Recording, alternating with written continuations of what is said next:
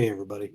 Editor's note here. It seems like the recording that we did for the Word Bearers got lost in the warp. After the July 4th weekend, we recovered these ramblings about the Word Bearers. And so here's a bonus episode, recovered from the warp, the Word Bearers. So the next legion is probably the most influential legion of the Horus Heresy. And a lot of people will agree with this. Some will disagree because a lot of guys think like, nah, it's Luna Wolves and Horus because they're the ones that started it. But realistically, these are the dudes that lit the match. And that's the Word Bearers. The Word Bearers were originally called the Imperial Heralds. And their job was to carry out the Emperor's word, which was the Imperial Truth. The Imperial Truth being there are no gods, there is no religion, we're going to go forward and make the best humanity that we can, and we're going to bring everyone into compliance. That's another big part of this with the Word Bearers, and the Imperial Heralds is their job was to bring everyone into compliance. Well, the Primarch for the Word Bearers was found on a planet named Colchis. And on Colchis, they are religious. When I say religious, I'm talking like Holy Roman Empire religious. They are 100% about the word. And they're waiting for a savior to show up. And one day, a dude shows up, glowing gold, can talk to you with his mind. And they're like, holy shit, that's our boy. We've been waiting this whole time. This is our dude. He finally made it. And they immediately are like, we're not worthy. We're not worthy. They Wayne's World the shit out of it, right? We suck. We Yeah, suck. we suck in your image, right? So with this happening, when you take a society that's built around the idea of a god that is going to show up one day, and one day a god kind of does show up. Like, as much as people say like he's not a god, which is a big part of this, he does a lot of god-like shit. I mean, dude can heal wounds, cure plagues, can psychically control things with his mind. He's unkillable. He made a bunch of demigods that are borderline unkillable. Like, right? So they go as the Word Bearers, and they're going and they're doing stuff. And like, one of the big things they did is they made a prized city. And when I say a prized city, I'm talking like they called it the perfect city. It was called Monarchia. And Lorgar, being what he is, he basically said, the Emperor is our god. He is our Lord and Savior. Worship the Emperor, your god. And the Emperor was like, Lorgar, how many times do we have to say this shit out loud? I am not a god. I do not want to be considered a god. I do not want you to call me a god. We don't want to do this. Is it because he didn't want to be like worshipped like the Chaos Gods, or No, it falls into the Imperial Truth concept of the Chaos Gods only have power because someone worships them, or does what, the act that propels them. So if you turn off all of the power through following, they're a lot easier to deal with. That's why he later goes to work on the Webgate portal, so they don't have to go through the warp anymore with the Geller fields. It's a whole thing. Like, that's one of those things. You travel through the warp without a Geller field, and like, people start spawning into demons, and you have to turn around the very next day and be like, you didn't see a demon. That's what happens when you eat bad popcorn. Like, they had to do this whole thing, so that's why he was working toward that. But Lorgar ends up writing a book called The Divinitatis. I actually want to say it has like a lot longer name. I'm actually like low key ashamed of myself for not knowing the full name of this. But the Divinitatis was basically the word of the Emperor. Like, it was this is the book, this is the Bible for the Emperor. And Lorgar has a bunch of tattoos across his body, and it's the word. Homeboy's a walking Bible. Says bird all over his back. Kinda. Bird. Fuck, I'm gonna hit you when I see you. So, fuck, I'm gonna hit you when I see you. So Bird's the word. he he's covered in all this text, and he really does praise it all the time. And the Emperor's like, dude, if you don't stop calling me a god, we're gonna have a problem. And he's like, sure, whatever. And he's not, bringing planets into compliance like he's supposed to. And he ends up just being like, yeah, I'm telling everyone you're a god. Deal with it. A good god doesn't want to be worshipped anyway. And then the Emperor sends the Ultramarines and Gilliman with some custodians.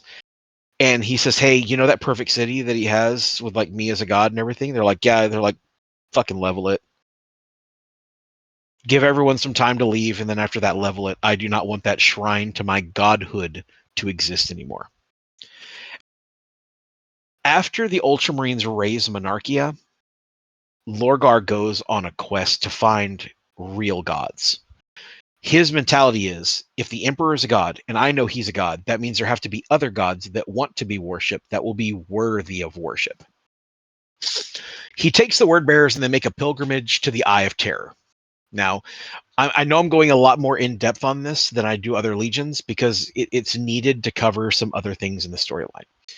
They find the Eye of Terror, which is the entryway to chaos, essentially, and they send a ship in. And a few hours later, that ship comes out. I could be off on that time frame. It might have been a little bit longer than that, but it wasn't very long.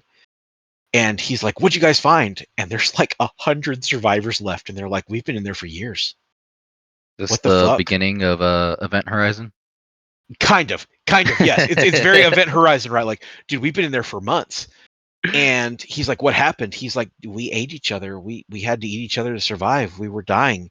We were felled by demons, and we feel them inside of us now." So this is where you get what's called the Neverborn. We're going to put a pin in that, and we're going to come back to it. After this, Lorgar is like, "Holy shit, gods exist. I knew it. I called it. Dope." And so he starts going and spreading the word. And the new word is he's going to have chaplains added to legions so that they can spread the word. And the word now is that the Emperor may not be all he's supposed to be. Which inserts the next character in the word bearers, which is Erebus. Now I'm going to say this for everybody from my chest, all over the world. Fuck Erebus. If ever you are in an argument with somebody in the Horus Heresy community and they're really upset, you just be like, you know what, man? Fuck Erebus. And it will end the entire argument. They will agree. I don't know a single person that's ever like, man, Erebus is my boy. And if they ever did say it, I would buy them a beer and then sign them up for any kind of mental support group I could get them. Oh, I thought you were going to say sign them up for like Church of Latter-day Saints. No. Erebus is 100% the problem. Erebus is the first chaplain. And So go ahead. before this, did any of the legions have chaplain, or did this follow suit? Like after Logar started putting chaplains in his ranks, did other? Chaplains existed, but they were Okay. in there. They were in there to push the imperial truth, right? But a lot of them got their direction from the word bearers. From my understanding, is a lot of the chaplains were like, "Yeah, this is the imperial truth," and the word bearers are like, "This is the imperial truth," and the chaplains are like, "What the guy in red said."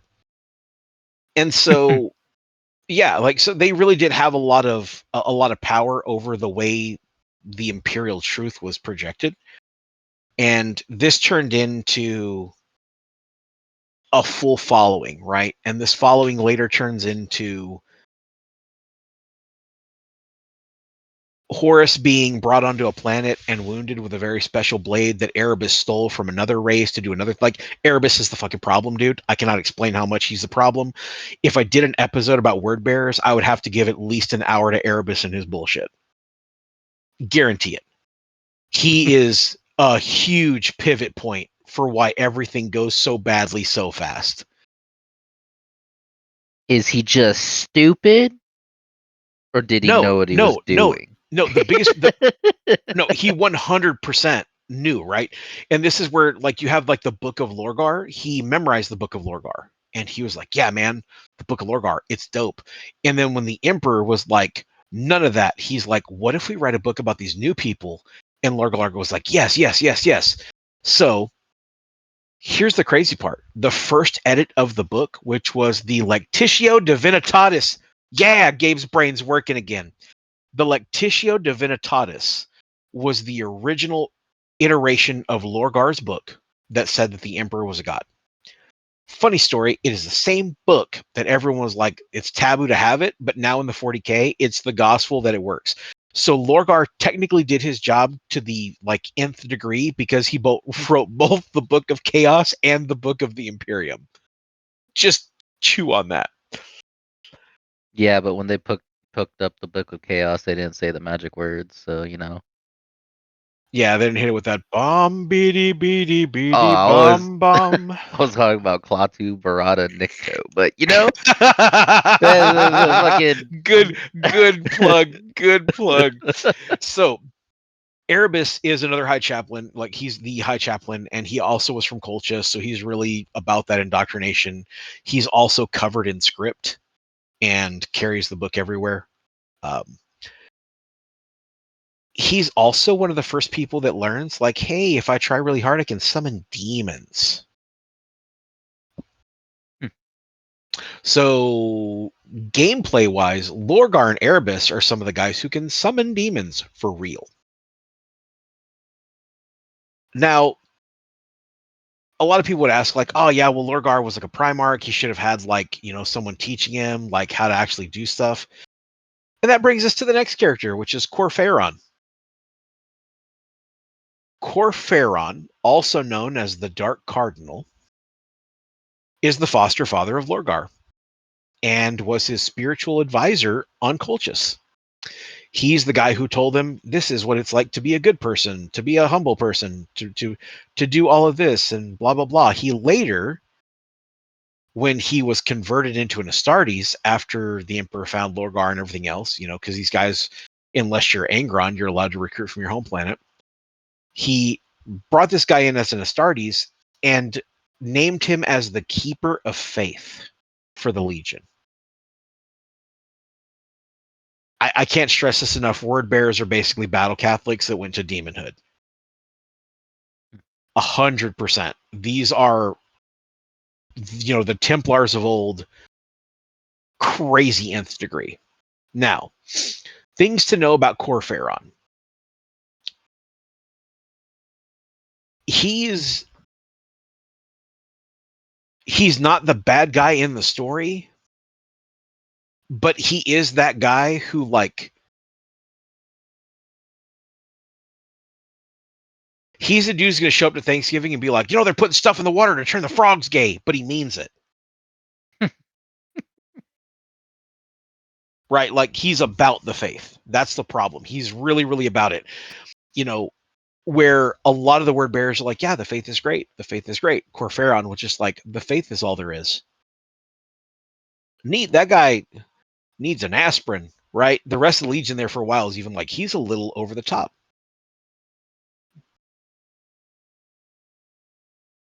He's also the first person who insisted on the concept of 4 deities, which has like a luminous kind of feeling to it. But isn't there more? Just I guess when you're saying 4 deities, do you mean 4 chaos gods? Take that as you will. Okay. Well, I was Quite just literally, asking. it's quite literally in that same book of, like, if you're looking at modern day religion, which religion is correct. Yeah, I get the trickery there that they were that's trying to pull. yeah. So that's what makes it really tricky. That's why everything lined up so perfectly. They're like, somebody's going to show up, he's going to be like a god. They're like, there's a guy there, and then he's like, no, but there's the 4 deities, and then they go to the Eye of Terror, and they find 4 deities, and they're like, oh shit, the Keeper of Faith did it again, right? So, in game, he's really just an advisor who's in Terminator armor, but he does have some cool things he can do. We're gonna see how that translates to third ed. One of the things that's really crazy about the word bearers is every single unit and model that they have access to has a real model in the game. None of these Even the guys have to be, demons? even the demons. Okay, that's pretty cool. Right. So moving on from Corferon, you have Zardu Lyak. They call him the Crimson Apostle. And he became so influential during the heresy that he had entire wars that he had control of. Like, he showed up on Terra during the Solar War. He showed up in the battle for Beta Garmon. He showed up at the Battle of Calth. He showed up all over the place.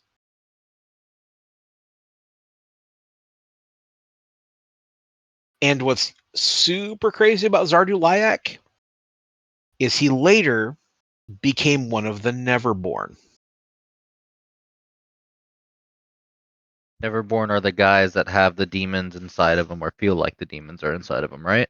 We're going to get to them. Okay. What's kind of cool about this one in particular is his model is technically, while he's still in his Neverborn transition. So he runs around with a couple of slave beasts, essentially. And they're demon corrupted. They're super corrupted. They run around as like a group. But what's really cool is he carries a relic called the Panoply of Flame. It doesn't have any in-game significance, except it's basically like a badass banner he can carry around. But Zardu Lyak is one of those guys who's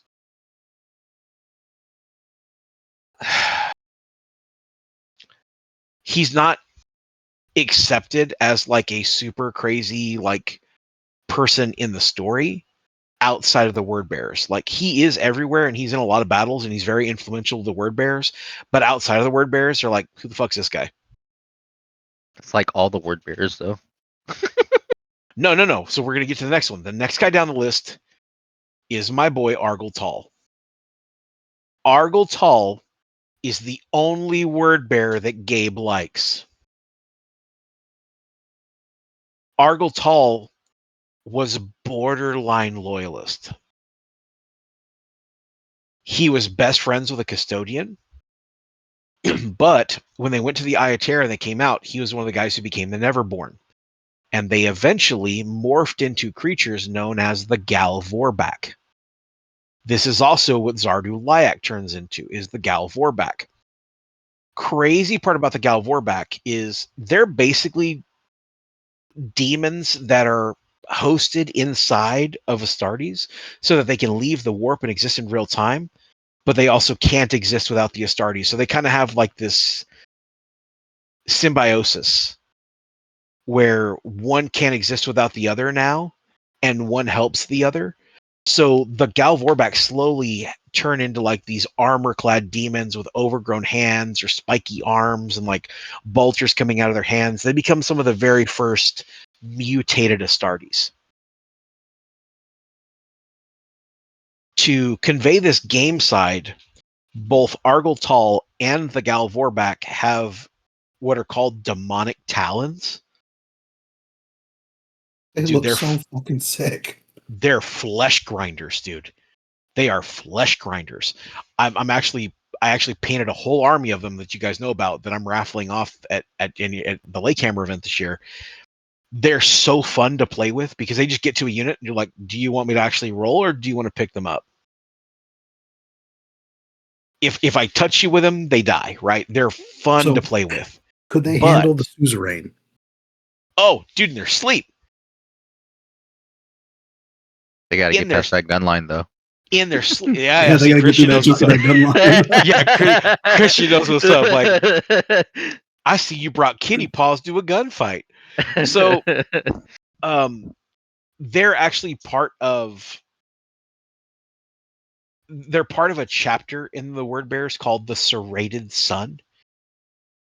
Gal Vorbak and Argotol, man, they have a really cool story. Argotol is really a sad story in the end, though, because he was real good friends with the Custodian, and they would duel all the time, and the Custodian would always beat him. But then after he came back from the Eye of Terror, he ended up killing that Custodian during the Civil War start, and he felt real bad about it, so he carries that Custodian's Guardian Spear, and he learned how to unlock it so he can actually wield it like a Custodian would. So, Gabe, just throwing it out there. I don't believe we've told the good people what a custodian is. But that's for another day, I guess. Yeah, until they're gonna be confirmed to have rules in 3.0, custodians don't exist. Janitors get shelved. Yo, you take that back, you motherfucker. We're the worst of the worst. So only bitches like them. So yeah. We'll see the next time we play. So Argotol commands, pretty much commands the Gal Vorbak, and the Gal Vorbak are the units that become the Neverborn. These are both playable in the game, and they do have models in the game. The next unit I want to focus on are called it's a dreadnought. It's called the Marigal. The Marigal is basically a Gal Vorbak in a dreadnought. It's gross. It's gross. It's actually like I want to say like the sire of what later becomes Hellbrutes. Yeah, that's pretty damn close. Yeah, it's nightmare fuel on a tabletop because it's everything a Contemptor Dreadnought is scaled up one, and it has corruption and all the craziness, and it's a really fun model to play with if you're running a corrupted theme. But again, it's just a Dreadnought variant of the Gal Vorbak, so not a lot to touch on there. The next one I want to talk about are called the Order of the Procurators. The Procurators are kind of like, how can I explain these guys? Because they don't really fit into the word bearers the right way.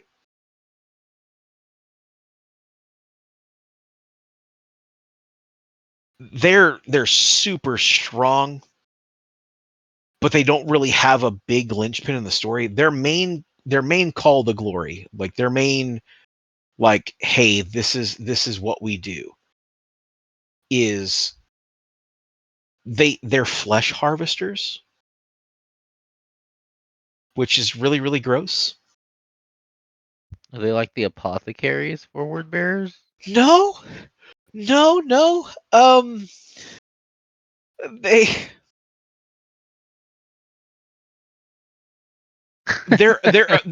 they're apprentices that are trying to become apostles. And they call them flesh harvesters because they're basically like, if you have a centurion or a captain who's trying to like summon some demons, right?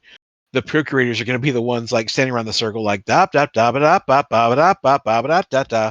They're going to do all the chants and all the stuff. They to do help all the out. prepping and shit, and grab all the bodies for Yes, like prep of yes, summoning. Okay, I got you. But they're weird because in game they don't really do a lot of crazy stuff, but in the storyline they're all about making sure the rituals pop off to summon demons. Hopefully that changes. Hopefully that unit, I guess, in game give like some sort of bonus to like summon, like help. They do. Okay. Yeah.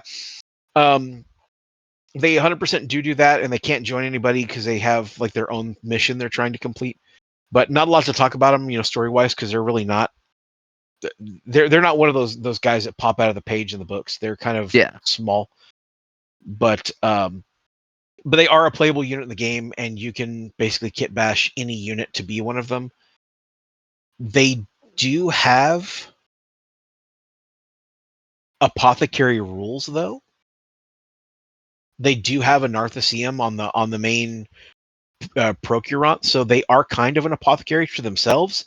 But since they have a rule that allows them to not be attached to other squads and they can't have a tech marine, whatever, it only applies to them. That's why I'm like saying they're not actually apothecaries, because they only apply to themselves, if that makes sense.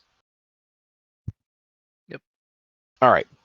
The last unit I'm going to talk about with the word bearers is probably like my second favorite unit, which are the Ashen Circle. Dude, these guys are jump pack pimps. So they carry very special weapons, a ton of special weapons. They have special axes called axe rakes, which are more formidable than chain weapons, but less destructive as power axes. They carry Akkadic hand flamers. And so they jump around lighting shit on fire and then beating you with an axe. And I love it. They are the only models in the game that have all of the same rules as destroyers with none of the downsides. The only downside they have is bitter duty. You can't put like an HQ with them, at least right now in 2.0. But they are known for working alongside destroyers. They're like a special version of destroyers, but they're so much better. They kill everything they touch, man. The main thing that makes them kind of scary is their specialization is fire. And what we have seen in 3.0 is their rules were leaked a little bit. They do have panic on their weapons, so they'll cause you to rout. They're going to be fun. They're going to be a really fun unit to play with. So that's the wrap on word bearers. That's the whole aesthetic of them. Paint-wise, pre-heresy, they have red armor.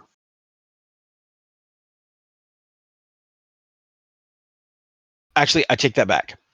Pre-heresy, they were gray armor. They became red armor.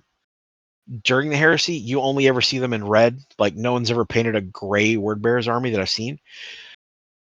They are red with silver trim or black trim.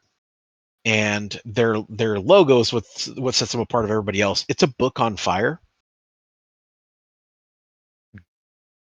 Yeah, their red looks like now that you talk about fire, it looks like a charred red, not really like a bright red. Like if I had to describe it. It almost looks like dried blood. Yeah. Yeah, those are the word bearers. Like I said, really fun army. Real linchpin to the whole story because they're the ones that started all this jazz. And fuck Erebus. That should be our sign off. Fuck Erebus. Thanks for seeing us late night, guys. Have a great night. Fuck Erebus.